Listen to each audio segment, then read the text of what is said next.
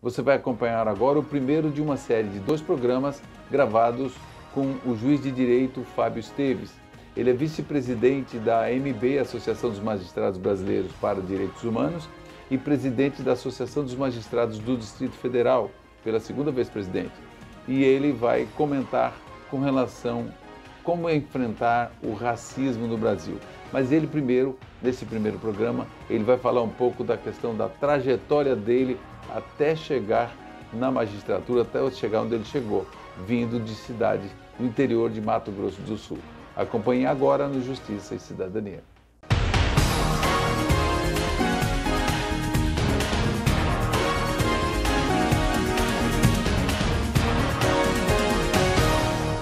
Você vai acompanhar a partir de agora uma entrevista com o juiz de direito Fábio Esteves. Ele é vice-presidente da AMB para Direitos Humanos e presidente pela segunda vez da Associação dos Magistrados do Distrito Federal.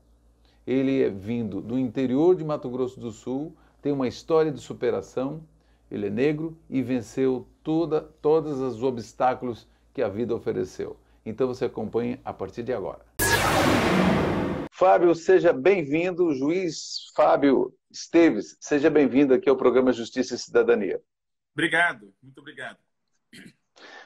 Fábio, eu gostaria sim, porque é lógico que hoje você está ocupando cargos importantes, como a vice-presidência da AMB, Associação dos Magistrados Brasileiros para os Direitos Humanos, também presidência pela segunda vez da Associação dos Magistrados do Distrito Federal, e também juiz, agora afastado desses cargos, para ser juiz e instrutor do ministro Fachin do Supremo Tribunal Federal. Então tem uma história muito bacana por trás disso, até chegar aí aos 40 anos. Então eu gostaria que você falasse, porque você sai do interior de Mato Grosso do Sul, na cidade de Chapadão do Sul, lá há muito tempo, e de lá veio, com todas as adversidades que a vida lhe proporcionou, você conseguiu superar. Eu gostaria que você passasse para a gente assim, como que foi essa abnegação, né, essa dedicação de Fábio Esteves lá desde... Conta para a gente a história, como tudo isso começou, Fábio, por favor. Celso, foi uma história que eu me orgulho muito. Eu acho que nós, brasileiros, às vezes a gente tem uma memória curta, inclusive, sobre nossas próprias histórias, né? Eu já me passei por isso, mas hoje eu faço questão de estar sempre, ainda que não explicitando, mas vivendo a minha própria história, porque ela é importante não só para mim, mas é importante também para que uma quantidade de pessoas consiga também se colocar no lugar de poder, né? No lugar de conseguir realizar os seus projetos. Eu sou mato-grossense, como você mesmo disse, sou criado, minha infância toda eu passei em zona rural, estudei em zona rural, estudei naquele modelo de escola multisseriada. Depois eu fui criado a minha adolescência na cidade do interior, que era uma cidadezinha muito pequena à época, né? Meu município tem pouco mais de 32 anos, então eu nasci com o município lá em Chapadão do Sul. Inclusive, quando eu nasci, o município não existia. Ele foi emancipado em 1987. E vivíamos ali na cidadezinha onde eu cresci, onde eu trabalhei. Meu pai faleceu quando eu tinha 11 anos, então eu fui trabalhar muito cedo e eu fui menor do Banco do Brasil durante muitos anos. E pensei na universidade como, na verdade, processo para o concurso da magistratura. A escolha da magistratura veio ainda quando eu era era jovem ainda, tinha ali 15 anos. Claro que muito consciente das minhas dificuldades, das limitações que foram o processo da minha educação infantil, da minha educação fundamental, mas não tinha outra situação, então eu procurava ali me formar, procurava buscar os caminhos ali desde sempre. Depois eu consegui entrar na universidade pública, também no interior de Mato Grosso do Sul, fiz na Universidade Estadual de Mato Grosso do Sul, em Paranaíba. E aí quando eu cheguei aqui em Brasília, com 23 anos, recém-formado, eu estava numa condição de ter que refletir um pouco sobre aquilo. Afinal, toda a minha formação para me colocar naquele momento de iniciar a preparação para a magistratura não era aquilo que muitas pessoas apresentavam à época, né? Não era as credenciais, digamos assim, para dizer, olha, eu posso chegar agora na escola de magistratura, que foi o meu caso, eu vim para a escola da magistratura do DF, e seguir aqui com os meus estudos como se até agora eu tivesse tido uma formação bem importante com relação a isso. Talvez eu não tenha tido formação técnica, mas eu tive muita formação pessoal, né? Eu tive muita formação no sentido de assim, olha, diz lá, né? Você precisa aprender a pescar, não necessariamente você precisa saber como é que prepara o peixe. E eu Sim. sabia muito mesmo como pescar, porque e aprendi muito disso, né? Meu pai, quando a gente estava na fazenda em 1986, quando o município sequer havia sido emancipado, e ele estava lá correndo atrás dos vizinhos e das lideranças políticas ali da região para poder trabalhar numa emancipação do município, numa eleição de uma liderança que ele acreditava que fosse levar a escola para a fazenda. Então, aquilo para mim era sempre uma recordação, uma memória muito forte, né? Muito motivadora. Porque eu pensava, poxa, meu pai, que era um homem analfabeto, era um homem novo. Meu pai, em 1986, tinha um pouco mais de 20 e poucos anos. Eu tinha 11 anos, meu pai tinha uns 30. Meu pai morreu com 32, então em 86 ele devia ter 26 anos. Né? Meu pai Nossa. era um homem jovem, com 3 filhos, analfabeto, e em 1986 procurando como levar uma escola para funcionar lá perto da minha casa, 23 quilômetros da minha casa. E conseguiu, né? E ele conseguiu. Então, para mim, é uma memória muito motivadora.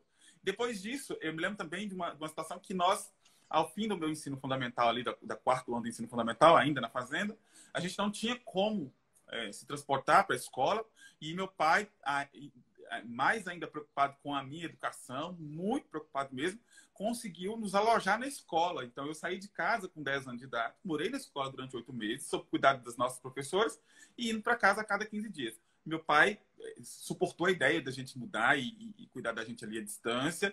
Então, também é uma outra memória para dizer, olha, tudo que vier de difícil pela frente é mamão com açúcar, como dizem as pessoas, né? Porque ainda com 10 anos, eu passar essa temporada fora de casa para estudar numa escola rural, com todo o perigo que podia ter ali em volta, era tranquilo.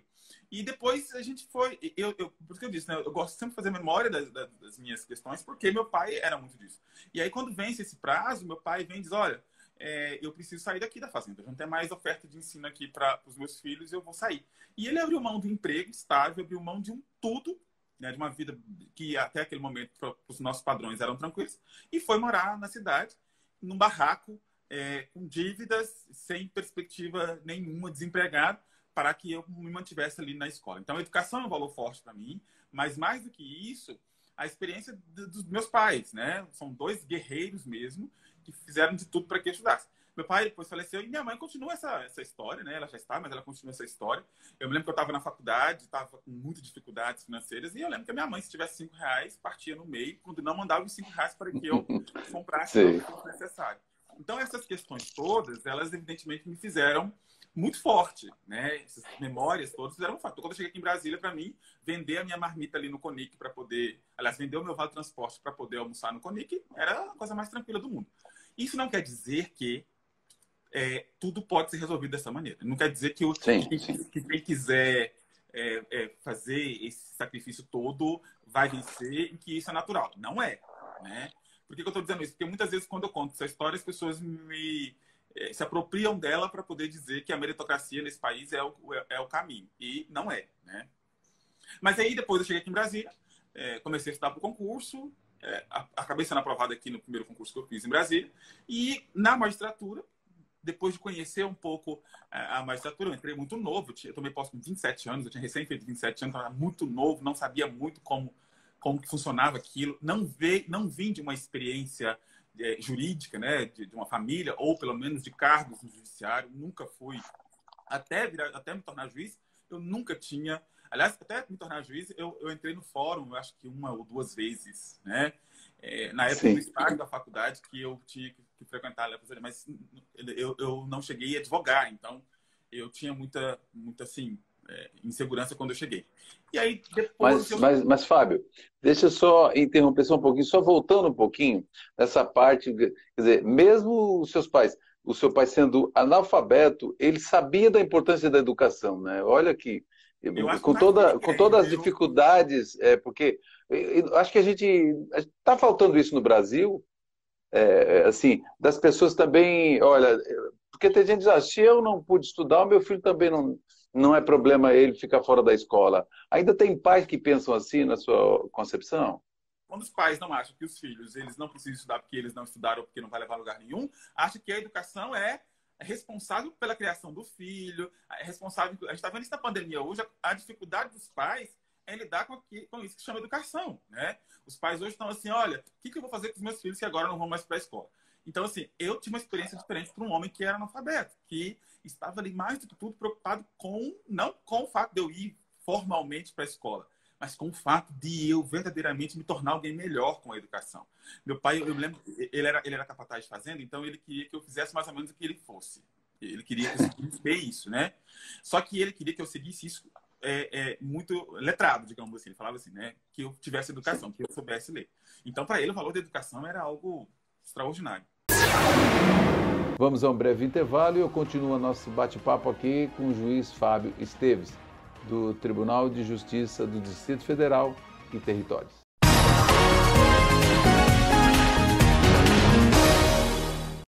Estamos de volta agora para o segundo bloco e você vai continuar agora assistindo a entrevista que eu fiz com o juiz Fábio Esteves. Então, Fábio, e aí começou, quando você aí resolveu as condições mínimas para vir para Brasília, eu gostaria que você contasse essa questão, como é que surgiu a magistratura na sua vida. Você falou que foi lá aos 16 anos, mas aos 16 anos você achou que estava muito distante? Como é que foi isso? Eu sempre conto nas entrevistas que tudo isso foi muito intuitivo. Eu sequer sabia ao certo que era ser juiz, né? Eu nunca tinha visto um juiz, eu não sabia exatamente como é que isso acontecia. Mas na época tinha aqueles manuais de estudantes que a Editora Abril publicava e a gente lia muito aquilo. Quando chegava ali no primeiro ano do ensino médio, era muito comum os professores pedirem para a gente ler aquilo para definirmos as nossas profissões. E aí eu lendo algo relacionado ao Poder Judiciário e lendo a direito e tudo mais, eu vi que aquela era uma função que para mim era extraordinária. E é evidente que muito de acordo com aquilo que eu vivi, né? Eu acho que eu vivi em fazenda, meu pai tem uma história de vida muito marcada por todo tipo de marginalização. Nós também, né, enquanto fazenda, a gente só se conheceu o que era obediência. Meu pai saiu da fazenda, por exemplo, depois de 11 anos de trabalho, sem absolutamente nenhum direito trabalhista, nenhum. Né? Meu pai trabalhou 11 anos sem um registro na carteira, sem um recolhimento de qualquer contribuição para previdência, nada. Então, eu acho que isso intuitivamente me chama a atenção para caminhar para essa profissão, para esse espaço de uma certa forma de poder e ligado à ideia de justiça. Então, a minha escolha vem um pouco por aí. E aí eu falei, bom, eu quero ser isso. Eu tinha 15 anos na época. E aí era muito estranho, porque, poxa, como é que alguém que não tem absolutamente nenhum tipo de vínculo familiar com quem é do direito, não precisava nem ser da magistratura, de quem é do direito, né? A minha cidade não tinha sequer universidade nenhuma, enfim. E aí eu comecei a procurar aquilo e comecei a me preparar para o vestibular de direito. Não prestei nenhum outro vestibular, não cogitei de prestar outro vestibular. Entrei na faculdade de Direito realmente como se fosse um requisito para essa carreira, já ali preocupado com o concurso, já fazendo a faculdade, levando muitas coisas a sério ali, o ensino, a educação. E aí depois eu fui amadurecendo cada vez mais isso. Conheci um juiz na época que eu fazia a faculdade, que foi realmente um cara muito decisivo nessa minha escolha, né? Um sujeito que me mostrou realmente que o caminho era aquele, mas que, acima de tudo, mostrou que era uma carreira que eu podia, de fato, fazer mais do que simplesmente resolver processos, né? Que era uma carreira que me dava um instrumento, seria para mim um instrumento de transformação social, que era aquilo que eu acho que mais me provocava ali enquanto sujeito. E aí, durante o estágio da época da faculdade, eu então convivi com esse juiz, que homenageio ele sempre, que é o doutor Aloísio, que é juiz em Campo Grande, Mato Grosso hoje, é titular do Tribunal do Júri da Capital, que reencontrei com ele outro dia aqui em Brasília, que é um sujeito que tem realmente uma energia, uma pedagogia incrível. Então, eu conheci esse juiz realmente me fez ter a certeza daquilo, e depois eu terminei a faculdade e me mudei para Brasília, nessa história de certa forma, ser na verdade, meus planos deram errado lá em Mato Grosso do Sul, de ir para São Paulo, e foi tão interessante isso, porque eu estava lá, não deu certo a ida para São Paulo, porque eu fiquei doente, e aí o meu chefe do Banco do Brasil, meu futuro chefe lá, não aceitou esperar que eu me recuperasse. Portanto, ele não aceitou e eu acabei perdendo a comissão, a promoção para ir para lá. Então, quando eu estava lá, apareceu um sujeito, você não quer ir para Brasília? Eu falei, eu quero. E aí eu arrumei a mala e vim para cá. Aqui em Brasília foram dias difíceis também, até porque era uma carga horária de trabalho no Banco do Brasil enorme, as dificuldades financeiras, entre outras coisas, mas continuei firme ali na preparação. Me programei 6 anos e acabou que isso veio um pouco antes, acabou que eu fui aprovado com com 2 anos e meio, 3 anos de formação. E contornando todas essas questões. Agora, eu acho que tudo isso foi muito o que eu disse, né? As memórias e o propósito que eu alimentava muito ali, né? Toda a minha ligação com o passado, com as memórias, com meu pai, com a minha mãe, eu acho que tudo isso, acho não, tenho certeza que tudo isso meio que construiu todo o caminho para que eu chegasse até a magistratura. Mas, ô, Fábio, o fato de ser negro, isso ficou mais longa a caminhada para chegar onde você queria? Você acha que esse fato teve algum tipo de preconceito ao longo dessa sua jornada, dessa sua busca? Olha, a gente precisa deixar claro que quando a gente fala sobre isso, as pessoas vão dizer assim, mas é absurdo você afirmar que houve preconceito nesse sentido. Afinal, ninguém na sua trajetória toda, provável que disse, olha, você não vai ser juiz porque você é preto. Talvez não tenha dito isso explicitamente, embora tenha dito isso que eu presenciei. Por exemplo, Imagino. quando eu estava na universidade, e o meu professor, na universidade, na faculdade, e o meu professor diz que gostaria de saber quem foi que cortou o rabo do macaco, esse sujeito, de alguma maneira, está me bloqueando. Esse sujeito, além de estar sendo racista, ele está atestando que o meu lugar não é na universidade. E se o meu lugar não é na universidade, menos ainda será na magistratura, até porque a faculdade é a passagem disso, né? Então, a gente encontra essas manifestações explícitas, evidentemente, em quantidade mais rara, mas elas estão ali. E o que é mais grave são as manifestações, as não manifestações, melhor dizendo, ou seja, são as ações implícitas, né? Que a gente configura como racismo estrutural, que aplaca grupos sociais desde muito antes do processo chegar à universidade, né? Veja, eu estudei numa escola rural, dividi uma classe com mais outras 3 classes, com todas as crianças da região estudando numa mesma classe com a mesma professora. Então, não dá para você me colocar em condição de concorrer posteriormente a um vestibular de uma universidade de ponta que vai me preparar depois para o concurso da magistratura. Então, o que a gente precisa analisar é que existe um processo de bloqueio, né? E eu não estou dizendo isso por uma conjectura. Eu estou dizendo porque os números estão aí. Hoje nós somos 1,6% de juízes pretos, somos 15,3% de juízes pardos. Somando tudo dá 18%, né? Do universo de 18 mil juízes. Portanto, exatamente. E eu acho que ninguém é ingênuo, ou ninguém digamos assim, cruel ao ponto de dizer assim, não, mas o fato de termos essa ausência no contexto da magistratura é porque os juízes negros, ou as pessoas negras não querem ser juízes. Evidentemente que isso não é uma coisa que possa levar a sério. Então, o que a gente percebe olha o desenho da magistratura, do Ministério Público, da Defensoria Pública, olha o desenho dessas carreiras jurídicas que são as carreiras mais importantes no sistema de justiça. Se a gente olhar esse desenho, essa ausência, e olharmos, né, e percebermos o silenciamento sobre essa ausência, o que nós estamos fazendo é normalizando ausências, portanto, nós estamos instrumentalizando, estamos chancelando aquilo que a gente chama de racismo estrutural. E racismo estrutural nada mais é do que o bloqueio que se faz de um grupo social ascender em algumas questões, ascender na educação, na saúde pública, etc. E a gente sabendo disso, porque os números estão aí. Né? Aliás, nós temos mais do que números. A gente tem levantamento do Conselho Nacional de Justiça que nós vamos chegar a 2049 sem que a magistratura brasileira tenha mais de 22,5% de juízes negros. E aí eu coloco pardos e pretos. Né? O número de juízes pretos na magistratura brasileira não passará de 2% daqui 30 anos. Daqui 30 anos. Então, significa dizer que há uma dificuldade. Aí as pessoas vão dizer assim, mas Fábio, você conseguiu. Num tempo que não tinha cotas em lugar nenhum dessa trajetória toda. E aí mas aí vem a exceção, né, Fábio, também. Porque... Exatamente. É? E eu brigo muito. E eu, inclusive, detesto ficar discutindo em rede social, mas a única coisa que me permite discutir numa rede social é quando eu dou uma entrevista ou alguém publica alguma coisa e alguém vai lá embaixo num comentário e coloca lá, olha aqui o exemplo da meritocracia. E eu fico muito irado porque eu digo, não aceito ser dado como exemplo de meritocracia. E por que eu coloco isso, né?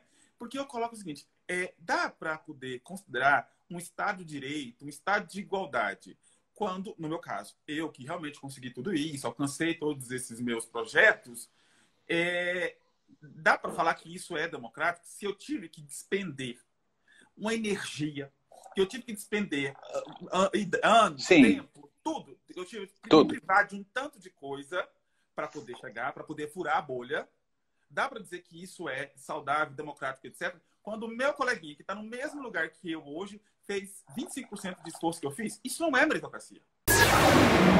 Vamos a um breve intervalo e a gente volta já já para o terceiro e último bloco desse programa, da entrevista com o juiz Fábio Esteves, que está falando aí com relação a essa superação de obstáculos para vencer. Isso inspira muita gente e você também acompanha aí no próximo bloco.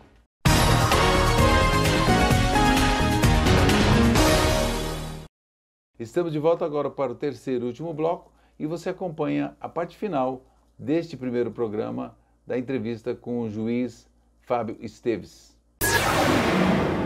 Eu vou com uma pergunta aqui de um juiz do trabalho aqui, titular da Vara do Trabalho de São Miguel do Guaporé, que é o juiz Vader Ferreira. Doutor Fábio, considerando o tema de hoje, uma justiça antirracista, o que o doutor acha a respeito do uso do sistema de cotas, não apenas no provimento inicial da carreira, mas também em qualquer remoção e promoção existente na carreira do servidor público? Eu vivo uma experiência aqui no TJDFT que a nossa sistema de tanto de remoções quanto o sistema de promoção, ele é amparado na antiguidade. Embora tenhamos a previsão legal do merecimento, sempre quem merece aqui é o mais antigo. Então, nós aqui temos um critério objetivo para isso. Evidentemente que eu sempre falo que, né, quando a gente vai falar das questões de gênero, por exemplo, isso afeta um pouco. Agora, nos outros ambientes onde nós temos o processo de merecimento, que não deixa de ser, evidentemente, um processo que leva em consideração as questões técnicas, mas que, ao fim e ao cabo, nós não podemos fingir ou então ocultar, que tem ali todo um aspecto político, tem um aspecto, digamos assim, que não se encerra apenas na questão técnica. A questão das ações afirmativas, ela é importante também para o encarreiramento, é importante também para as remoções. E por que eu vou dizer isso? Eu vou dizer isso porque, e aí eu mais uma vez vou fazer a distinção. É evidente que ninguém vai dizer para um juiz que ele não vai dizer expressamente para um juiz que ele não vai ser removido porque ele é negro, ou porque ele é mulher, ou porque é deficiente, ou porque é gordo, ou porque é velho. Ninguém vai dizer para um juiz algo nesse sentido expresso. Agora, o que nós precisamos nos debruçar é sobre aquilo que a gente sempre vem colocando, que é a estrutura das instituições. As nossas instituições, elas estão permeadas, elas refletem aquilo que a sociedade, de certa maneira, trata, a forma como a sociedade trata os seus conflitos. Se nós hoje vivemos uma sociedade conflituosa, sobretudo quanto à raça e outras questões geracionais, gênero, deficiência, etc., é evidente que essas questões se projetam sobre as nossas instituições. É óbvio que isso se projeta sobre as nossas instituições. E o que nós precisamos fazer, e é evidentemente aqui que eu costumo dizer assim, olha, a gente precisa entender que não se trata de um ataque, se trata simplesmente de uma reflexão sobre a necessidade das instituições, elas, de certa maneira, se tornarem, e aí vem a história da nossa questão, antirracista. Né? É importante dizer que quando a gente fala de antirracismo, significa dizer, em primeiro lugar, aceitar o racismo. Aceitar que ele existe. E aceitar que o racismo existe, no primeiro momento, é aceitar a ausência da igualdade, a ausência de pessoas negras ocupando postos dentro das instituições. E quando a gente fala, por exemplo, da estrutura do Poder Judiciário, isso está presente na nossa vida. E a gente precisa encarar isso, a gente precisa discutir esse tipo de coisa, né? O Conselho Nacional de Justiça tem feito várias análises sobre isso e está mostrando isso de uma maneira que, para mim, é muito importante. Aliás, é dever, né? E aí, quando a gente fala, por exemplo, que essa instituição, em alguma medida, ainda que não seja inconsciente, expressamente racializada, nós estamos falando da necessidade, sim, de trabalharmos com ações afirmativas, seja no sentido de, ainda no primeiro momento, promover a remoção, a promoção, etc., a partir do critério racial afirmativo, ou seja, desracializando a instituição. E como que a gente faz isso? Criando processo de aprendizagem, criando processo de acessibilidade, criando processo em que nós desconstruímos essa ideia de que o negro é incompetente. Porque, veja, o que a gente precisa entender é que nós vivemos numa sociedade estruturada no racismo. Isso significa dizer, da televisão até o sistema carcerário, todo esse processo trata o homem ou a mulher negra como sujeitos que não merecem igual consideração. A gente vê agora na televisão um arranjo que se dá. Eu gosto muito de citar a questão da arte, porque ela é importante para nós entendermos um pouquinho a nossa sociedade, né? E eu gosto muito nas palestras apresentar todo um trajeto sobre como a arte, como que a moda, como que esses elementos de representação social tratam da questão negra. E a gente percebe que eles reproduzem muito aquilo que foi construído na sociedade pós-escravagista brasileira. Nós terminamos o período escravocrata no Brasil e começamos a estudar os negros sob o ponto de vista criminoso, baseado em teorias eugenistas, para atestar que o homem negro era um sujeito selvagem, era um sujeito de inteligência reduzida, era um sujeito que não tinha qualificação para o trabalho, e a gente simplesmente achou que aquilo ficou lá no fim do século XIX, início do século XX. Não! A gente continua reproduzindo essa ideia desse homem, que foi objeto de estudos tão sofisticados, pseudo-sofisticados, melhor dizendo, de Nina Rodrigues, mas que continuou sendo reproduzido. Se a gente observar, por exemplo, a gente vai ver lá no início do século a revolta da vacina, que é toda uma questão racial ali em volta. Veremos mais adiante a questão do direito penal atuando. Não é à toa que surge em 1940 uma lei tratando de vadiagem. Depois a gente vai cuidar da tal democracia racial, mas a gente vai, por exemplo, olhar para as nossas revistas tratando mulheres negras como exóticas. Temos ainda muitas questões de culturas e festividades sendo apropriadas, objetificando essa mulher. Temos a questão sexual, que trata a mulher negra como também um objeto. A gente vê, por exemplo, dentro do humor, né? Olha o humor, como diz lá o professor Adilson Moreira, olha o racismo recreativo que sempre permeou o humor brasileiro. Eu cito sempre, né, o queridíssimo personagem do Mussum. Quem era aquele personagem, né? Era o personagem bêbado, que ninguém entendia o que falava, que não sabia para onde ia, que era um personagem todo perdido. Era o retrato do homem negro, né? Ou quando não, esse homem negro é trabalhado sobre... E quando você vai interpretar um grande personagem negro, você tem o Grande Otelo, por exemplo, sendo interpretado por um ator que se pinta de preto. E aí a gente vai indo, na televisão, traficante, etc. Então, quando a gente vê essa projeção social ali, a gente está vendo muito que esse sujeito negro é desqualificado de competências. E aí nós voltamos para nossas instituições e voltamos para o ambiente de trabalho, a gente percebe esse tipo de coisa. Eu falo por mim, estou com quase 14 anos de magistratura. Eu tenho que reafirmar o tempo todo que eu sou juiz. Aliás, em vários momentos, alguns amigos meus que não são juízes se passam muito mais como juízes do que eu. Isso já aconteceu comigo dezenas de vezes. Inclusive em ambientes públicos, né? Ambientes institucionais. Me lembro que eu fui vice-presidente da Marges aqui nas gestões anteriores e o presidente era o desembargador Sebastião. O desembargador Sebastião, muito sensível, logo se apressava em dizer que eu era o vice-presidente da Marges porque alguém desavisadamente viria me tratar como motorista. Aliás, como já fui tratado nas portas dos fóruns aqui, uma vez aqui no Fórum de Brasília. Então, quando eu falo essas coisas, e a gente observar o processo de promoção e o processo de remoção, enfim, o encarreiramento mesmo, pós-entrada, a gente tem que levar isso em consideração. E a gente tem que ver, por exemplo, que tudo isso se reflete também nestas questões, né?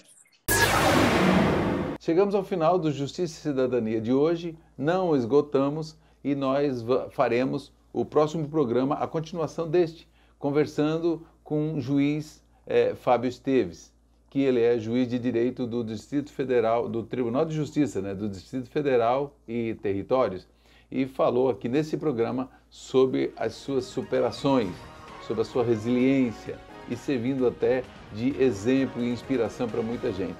Obrigado pela sua audiência e até o próximo programa, continuação desse, não perde.